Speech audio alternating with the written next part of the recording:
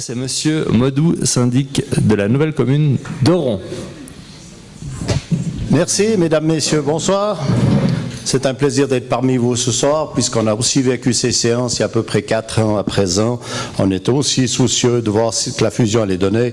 Donc ce soir, pour moi, le plaisir, c'est de vous présenter un peu ce qu'on a fait, et puis bien sûr répondre à vos soucis, vos craintes et vos questions que vous aurez. J'étais pas un pro de la fusion, j'étais à la municipalité depuis 1990, donc j'ai fait 12 ans municipal et syndic d'Oron-la-Ville depuis 2002, donc bien avant qu'on entame le processus de fusion. On va voir si ça fonctionne. Voilà. Alors, vous situez un petit peu Oron, donc vous voyez Lausanne-Vevey, et puis bien sûr qu'Oron est bien dans l'arrière-pays. Il y a le lac qu'on dessine jusque là, puis bien sûr toutes les villes, puis après il y a des forêts, puis il y a la campagne, et puis il y a des villages.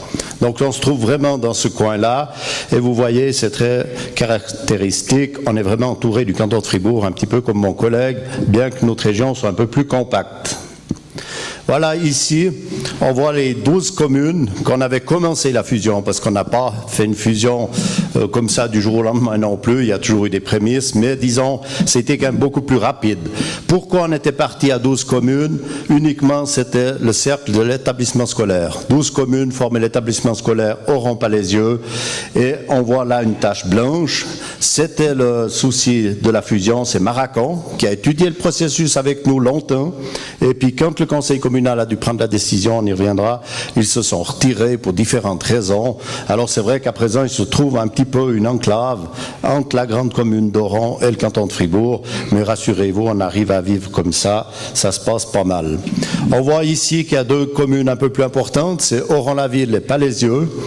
C'est ces communes qui font à eux seuls à peu près le 60% de la population, et puis les 8 autres communes font les 40%.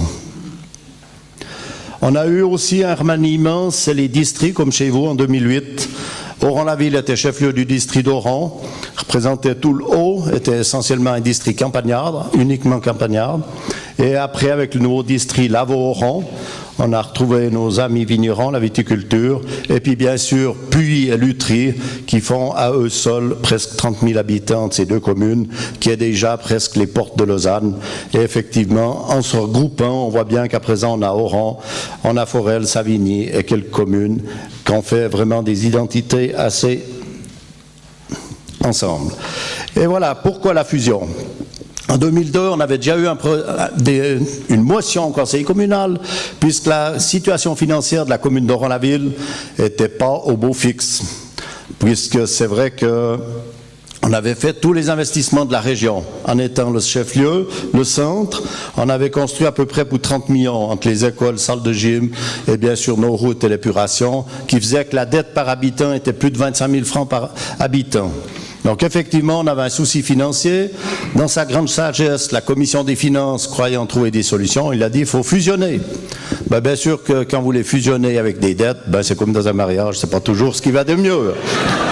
Mais enfin, on a écrit quand même à nos collègues pour répondre à cette motion.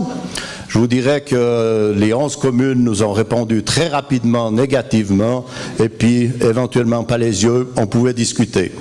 L'affaire a été classée, on avait des petites communes, la plus petite commune, une des plus petites, 125 habitants, c'était petit, les Tavernes. Mon collègue syndic qui me disait, nous, en tout cas, on ne va pas fusionner, on est plutôt à se diviser parce qu'on a la rive gauche, la rive droite du Grenet, et puis on ne s'entend pas. Alors voilà, comme ça, dans cet esprit-là, c'est clair qu'on s'est dit, la fusion, on ne va pas en causer. On a laissé aller. On avait la réunion des syndics. Ça, c'était aussi l'élément qui était assez moteur. Les 12 syndics de la région soyaient tous les premiers jeudis du mois. C'était une séance tout à fait informelle. On gérait juste le fonds culturel parce qu'effectivement, on avait beaucoup de sociétés qui impliquaient dans toutes ces communes et il a fallu trouver une solution. Alors, on avait un fonds culturel. Les syndics la répartissaient. Il n'y avait pas de PV. Il y avait quand même une commune qui était une commune boursière. C'était la commune de Maracan qui gérait le fonds. Et puis, on avait des bons moments. On était 12. C'était fantastique. Ça faisait une séance par mois dans chaque commune. La commune qui recevait organisait la deuxième partie récréative qui était toujours la plus agréable et qui fonctionnait. Mais enfin, on a travaillé comme ça très bien. Puis en 2006, quand il y a eu les nouvelles élections, c'est là que les petites communes ont commencé à avoir des problèmes de renouvellement de personnes qui s'investissent. Une commune de 125 habitants, quand vous avez sorti les 5 conseillers communaux, les 5 municipaux, le président du conseil, la secrétaire, les scrutateurs, quelques commissions, eh bien, le tour de la table était fait. Alors effectivement, là, il a fallu trouver des solutions. Et puis, ce qui était joli, les Tiolaires, qui avaient aussi des soucis, on dit on va fusionner avec Puydou. Si vous avez rappelé de la carte avant, Puydou est vraiment à l'extérieur. On peut peut-être revenir en arrière, si on le voit. On voit Puydou juste au bout, là. Et puis, alors le conseil communal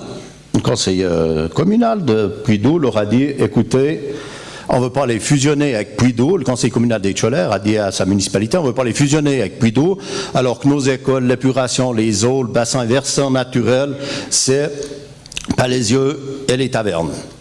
Mais les tavernes et les Tiolaires, c'était des communes très particulières qui se causaient bien, mais ce n'étaient pas les mêmes caractères. Ils n'ont jamais pu faire des pompiers ensemble, ils n'ont jamais pu faire quoi que ce soit ensemble. Et ils ont dit fusionner. Quand la commune des tavernes a reçu la lettre des Tiolaires, leur demandant s'ils étaient d'accord de fusionner, ils ont dit ça, c'est impossible. Mais par contre, on a aussi nos soucis, on veut quand même pas fermer la porte. Si on fusionne, c'est les 12 communes d'établissement scolaire. Et c'est là qu'il y a une séance des syndics qui sont venus nous présenter ce projet, cette idée de dire, il faudrait qu'on fusionne. Alors, on en a discuté, on était plus ou moins emballés, pas trop, oui, ça a duré quelques mois. Puis finalement, on a dit, on venait d'avoir les échecs de Bourg-en-Lavaux, qui avait fait sa première votation sur la fusion, qui avait été refusée. Il y avait les communes du haut de l'ancien district d'Oran, Mézières, Servion, Montprevert et les Culeilles, qui avaient aussi refusé la fusion, qui était une fusion particulière parce qu'elle était partie de l'idée des syndics. Ils étaient partis un 24 janvier, ils avaient annoncé projet de fusion de ces 4 communes de Mézières. Et puis là, ça n'avait pas très bien passé dans la population. Des municipaux n'étaient pas forcément informés qui parlaient d'une fusion. Donc c'était mal parti, la fusion n'est pas arrivée au bout. Puis on s'est dit, si on part, on veut bien essayer, mais c'est pour aboutir, autrement on ne se lance pas. Bon, une idée, on a dit on sonde la population, puisqu'en somme c'est la population qui va décider s'ils vont fusionner ou pas. Puis là on a fait un tout ménage, où on a eu 34% de réponses à peu près. Et puis, sur ces 34% qui ont répondu, à ma grande surprise, même ma commune Oran-la-Ville, où je pensais qu'ils étaient moins fusionnables que ça, il y avait 78% qui étaient pour. Et puis, toutes les communes tournaient à peu près autour des entre 70 et 80%. Il y a Essert qui était, comme vous l'avez vu avant, dans le processus de fusion. Là, c'était à peu près moitié-moitié. Ils sortiraient tout de suite, ils n'ont pas été plus loin. Maracon a fait tout le processus. Et puis quand on a vu cette idée que la population était pour, on s'est dit, on veut quand même assumer nos responsabilités. On va étudier ce processus de fusion. Mais on était tous, avec nos activités professionnelles, notre travail, notre temps, des administrations toujours surchargées parce qu'on n'a pas plus de personnel qu'il en faut. Et c'est là qu'on s'est approché d'un bureau technique, d'un bureau qui nous a coachés pour tout le long de cette fusion. Il n'y avait pas beaucoup de bureaux à l'époque. M. Curchot n'était pas nommé au canton. C'était un petit peu dans les années 2007. Il fallait se lancer en 2008 dans ces fusions. Et c'est là que le bureau Compass Management, qui vient de Neuchâtel, un bureau, nous a proposé cette phase. Vous voyez ces 4 étapes. La première étape était faite par l'approche de la population et le sondage. Puis après, on avait ces 3 étapes qui permettaient à chaque commune, en tout temps, de se retirer. Donc on avait l'étude stratégique qui nous a permis de définir le cadre, l'étude opérationnelle qui nous a permis d'arriver à la votation, et puis après, bien sûr, la réalisation qui a été l'étape entre l'acceptation populaire et la mise en place de la nouvelle commune. Et ce bureau nous a tout le temps suivis. On avait engagé une personne, M. Claude Cartier, qui était municipal à Pont des retraités de la rédaction, qui nous a fait un travail fantastique. Il nous suivait à toutes les séances. Et avec ça, on a pu vraiment avancer, informer la population. Et puis, après chaque étape, on avait une réunion où tous les groupes de travail qui avaient fonctionné, donc dans un groupe, s'il y avait la finance, il y avait plutôt les municipaux des finances, mais il y avait aussi des membres de la commission des finances. On avait des partenaires privés. On était à peu près une 15 à 20 autour de chaque fois de ces commissions. Et le travail de ces commissions était présenté à l'Assemblée. Et l'Assemblée, à ce moment-là, prenait la décision, oui, je dois vous dire que ça a été que du bonheur, parce que c'était presque toujours oui. Ensuite, nous sommes arrivés avec le projet qui était quasi prêt pour la votation. Et là, nous avons voté, c'était le 19 mai. M. Maracan était un petit peu en avant parce que Maracan n'était pas fusionnable. D'après tous les calculs qui avaient été faits par le bureau Compass Management, les questions qui avaient été répondues par les membres représentants de la commune n'étaient pas assez favorables pour la fusion. Puis c'est pas nous qu'on a dit à notre collègue de Maracan, c'est bien le bureau technique qui leur a dit, écoutez, vous, comme vous voyez la fusion, vous n'êtes pas toujours d'accord, vous avez meilleur temps de vous retirer, parce que vous voulez faire capoter le reste de la fusion, et puis ça aurait été un petit peu dommage.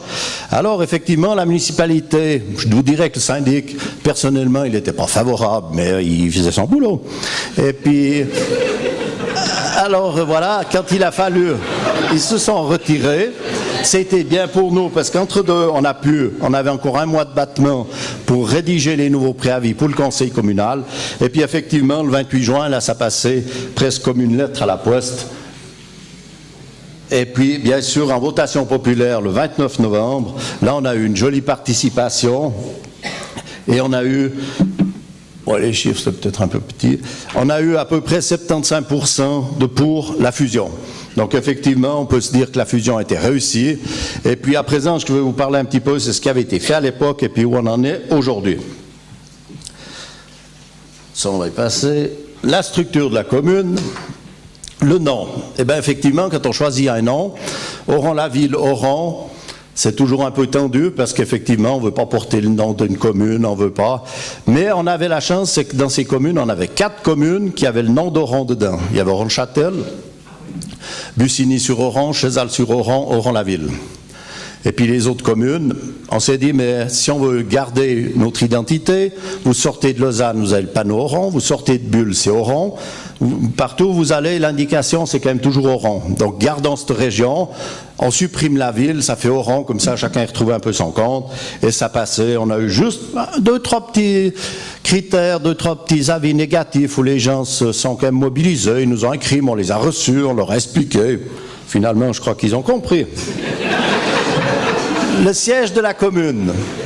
Alors effectivement, on avait 2 grandes communes, et puis là, effectivement, il y a des concessions à faire quand on fusionne.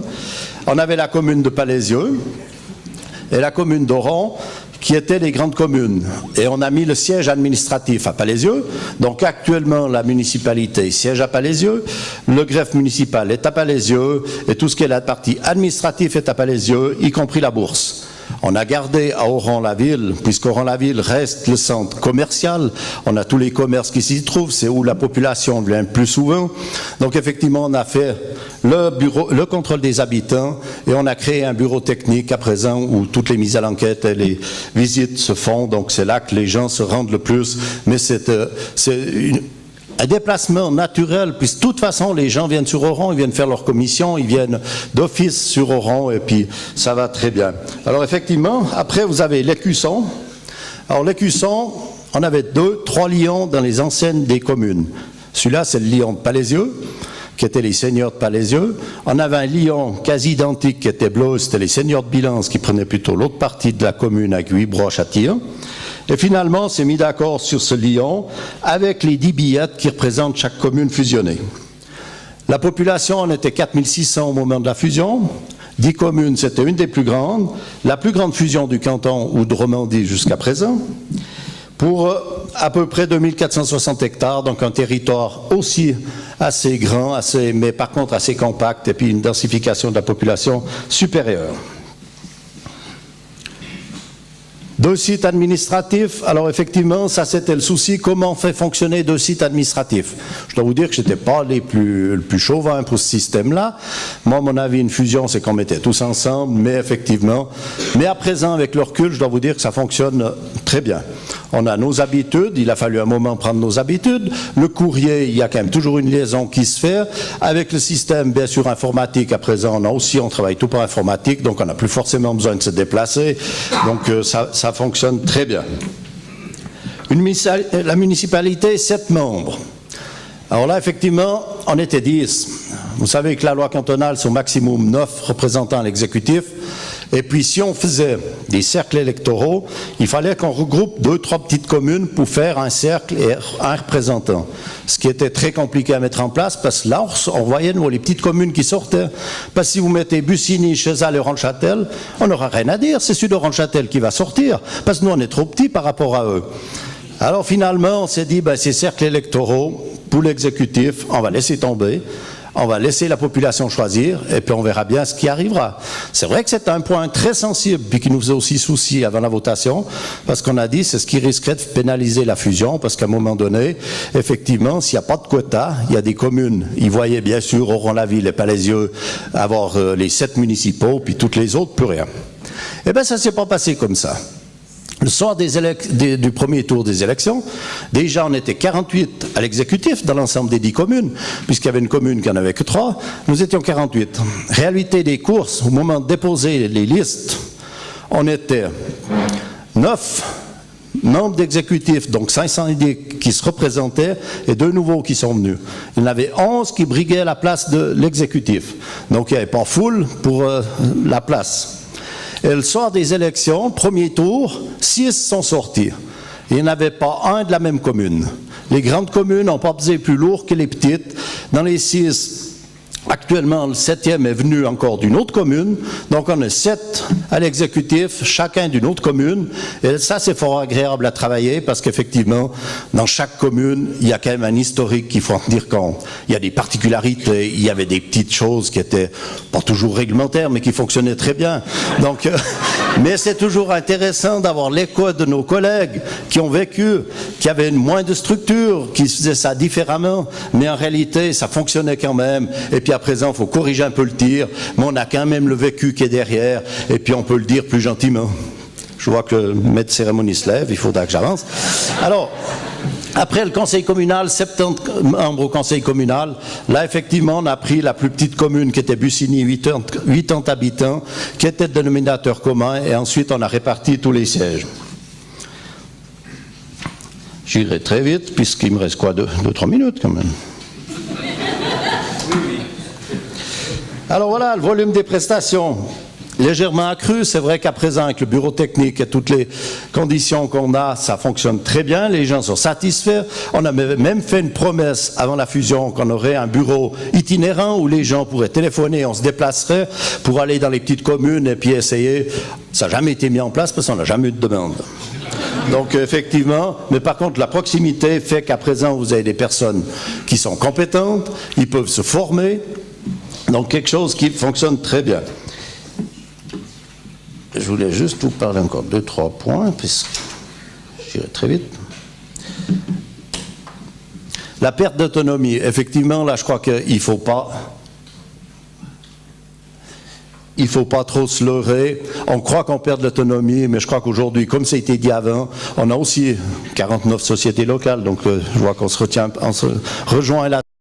Et on a aussi toutes les petites communes qui n'avaient pas d'activité. Et hier encore, on a signé un contrat parce que vous savez, quand vous fusionnez 10 communes, ben vous trouvez à peu près 10 carnets de serre. Et puis vous n'arrivez plus à faire tout le tour. Alors on les met un peu à disposition de ces villages pour qu'ils puissent se réunir. Et dernièrement, c'est Bussigny, la petite commune, qui nous a demandé justement s'ils pouvaient utiliser leur carnet de serre parce qu'ils voulaient se voir les gens du village pour jouer aux cartes. Donc c'est assez fantastique comme ça fonctionne. Juste une partie, la sécurité de l'emploi et le personnel, comment est-ce qu'on a fait. Donc après la votation de fin 2010, du 28, on avait une année pour faire une pyramide et une analyse. Et ça, c'est le bureau Compass qui a fait, où il a audité tous nos collaborateurs pour leur demander un petit peu ce qu'ils voyaient, comment ils voyaient l'avenir de leur commune, quelles étaient leurs revendications, leur place de travail. Et là, avec ça, on a trouvé, on a 26,5 ETP pour 42 collaborateurs aujourd'hui, et chacun a retrouvé sa place. On a dû engager, bien sûr, pour le technicien communal, certaines places, et puis on a dû engager, mais tous les chefs qui ont été nommés à l'époque sont toujours là. Ça fonctionne très bien, ils assument leurs responsabilités. Même pour eux, c'est un gros changement. Je vois que mon chef de la Voirie, ils étaient 3, c'était facile. Il me dit à présent, ils sont 8. Il y a des ordres à donner, il vient un chef, c'est plus la même chose. Il faut prendre des responsabilités, il faut assumer son poste. Mais ça se passe très bien, chacun a fait son pas. D'ailleurs, demain, à la sortie du personnel, on prend un car, on part un jour, on a décidé de fermer l'usine, comme on dit, et puis on va aller se promener, et puis ils le méritent bien, parce que je crois qu'eux, ils ont aussi fait un immense travail, la population le ressent, et si on devrait fusionner aujourd'hui, je crois que ça serait exactement la même chose, c'est un petit peu ma conclusion. On en causait l'autre jour encore. Si on ferait une analyse à présent, je pense que c'est pas 84% qui voteraient pour la fusion, mais plutôt pas 74, mais plutôt 85 aujourd'hui, parce qu'on a beaucoup d'échos favorables. Je dis pas qu'on n'a pas toujours l'esprit chagrin. Dès qu'il y a quelque chose, comme ça a été dit, c'est la faute à la fusion. Mais bien sûr, il y a la loi scolaire, il y a l'aménagement du territoire. On a X lois qui nous dépassent largement. Et puis, fusion ou pas fusion, il aurait fallu entreprendre. Mais par contre, à présent, on part dans l'avenir avec des investissements scolaires et tout. Lundi prochain, le conseil communal, c'est plus de 5 millions sur 6 préavis pour l'avenir de notre commune. Eh bien, c'est ça, avec ça qu'on avance. Si on n'avait pas fusionné, on serait encore en train de discuter où on va mettre notre collège, comment on va investir et puis comment on va voir l'avenir. Donc, je crois que le pas qui a été fait, c'est un grand pas, mais on ne le regrette pas. Et puis, bien sûr, je vous encourage et j'espère que vous aurez le même plaisir que nous. Deux questions peut-être pour vous. La première, c'est sur l'aspect des finances. Vous avez expliqué tout au début que votre commune était plus endettée que les autres. Alors j'imagine que vous avez fait toute une série de projections financières avant la fusion. Maintenant vous êtes à 3 ans après fusion. Est-ce que ces projections sont réalisées? Est-ce qu'il y a eu des bonnes, des mauvaises surprises? Est-ce que vous pouvez nous dire 2 mots de ça? Alors volontiers, effectivement, la finance, c'est toujours le point sensible d'une fusion, surtout que chez nous, quand on avait commencé le processus de fusion, le point d'impôt variait entre 65 et 80 pour les plus hautes. On a fini à 69, 71 vers la réforme et la péréquation sur la réforme de la police. Donc à présent, on est à 69, donc c'était tenu. Alors effectivement, c'était notre gros souci. Mais c'est vrai qu'au jour d'aujourd'hui, on a pu tenir nos engagements. C'est vrai qu'on part avec des tableaux Excel où on additionne toutes les comptabilités, parce que c'est quand même quelque chose de fantastique de créer une nouvelle commune. Vous arrivez au 1er janvier, vous êtes nouveau syndic, vous êtes 7 autour de la table. On était déjà 5 anciens syndics, on se connaissait, puis on avait un peu l'habitude des affaires communales. Mais répartir uniquement ça, les dicastères, il n'y a aucun critère. Et nous, on a fait ça en 1 heure de temps, le tour de table était fait, parce qu'on avait déjà, on connaissait, et chacun savait un petit peu où il voulait aller. Présent la finance, on a additionné toutes ces comptabilités. Alors, je vous dirais pas que vous êtes pendant 3 mois, vous n'avez pas le budget qui était accepté, donc vous naviguez un petit peu, voilà. Et puis après, vous additionnez tous vos chiffres, vous faites votre premier budget. C'est la grosse appréhension de savoir où on va aller. Puis la meilleure, c'est les comptes. Bon, on s'est rendu compte que les comptes correspondaient à notre budget. À présent, on fait notre 3e budget. Il est tout à fait acceptable. Bien sûr, un budget, il est toujours un petit peu dans le rouge, autrement, on n'est pas bon. Mais c'est les comptes qui doivent être noirs. Mais un budget, faut... Voilà. Mais on est exactement dans la fourchette qui avait été prévue. C'est un budget de plus de 22 millions. On est toujours à 69. Une marge d'autofinancement de plus de 2 millions qui nous permettent, comme ça a été dit, de faire des réalisations. On a refait une traversée à Écoto pour 1 million. Eh bien, c'est la moitié de la marge d'autofinancement d'une commune, alors que la commune d'Écoto était en train de discuter depuis plus de 10 ans pour faire leur route. Donc, on a tenu nos engagements, ça tient toujours. Je pense que le point d'impôt dépendra bien sûr de nos investissements. On ne peut pas investir des millions puis pas avoir d'entrée supplémentaire, mais on a aussi, économiquement, ça se passe bien, la commune s'agrandit, on a encore des perspectives, on a aussi un centre régional où ça nous permet un petit peu de s'agrandir, et puis on a surtout la ligne de chemin de fer avec la ligne 3 voies. Donc, on est une des seules communes, je pense, où on a encore 4 gares, et puis des trains qui s'arrêtent. Donc, on a Palaisieux, on a la gare de Palaisieux qui est le nœud ferroviaire, où on a toute la ligne des TPF qui part sur Châtel-Saint-Denis et Bulle, la ligne de la Broye qui va sur qui va sur Payerne, et puis bien sûr la ligne Lausanne-Berne qui passe ici. Donc, on est extrêmement bien desservi, et c'est pour ça qu'on a un projet juste en dessus de la gare qui est aussi pénalisé par la latte, mais qui devrait recevoir 2000 habitants d'ici quelques années. Merci beaucoup. Peut-être une question, parce que vous avez aussi, avec la fusion, passé en dessus de la barre des 3000 habitants, ce qui n'est pas le cas de Valbroye.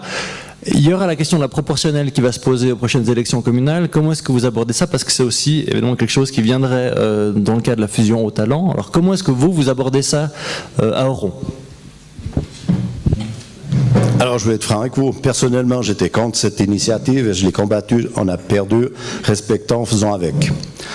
C'est vrai que c'est un souci, parce qu'actuellement, on a une entente, municipalité et conseil, que ça fonctionne bien. On travaille vraiment pour la gestion d'une commune.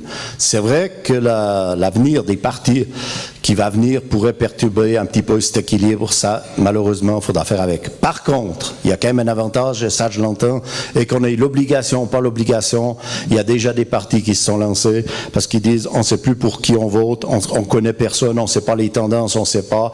Donc je pense que loi ou pas loi, on aurait peut-être fait une année de plus, mais automatiquement un jour ou l'autre, il y aurait les partis qui seraient mis pour que les gens se connaissent, puisqu'effectivement, quand vous êtes 5000 habitants, il y en a qui ne savent pas du tout, mais ils aiment bien savoir pour quelle tendance ils votent. Alors on fera avec, et puis je crois qu'il y a d'autres communes qui ont vécu, on doit pouvoir vivre nous aussi.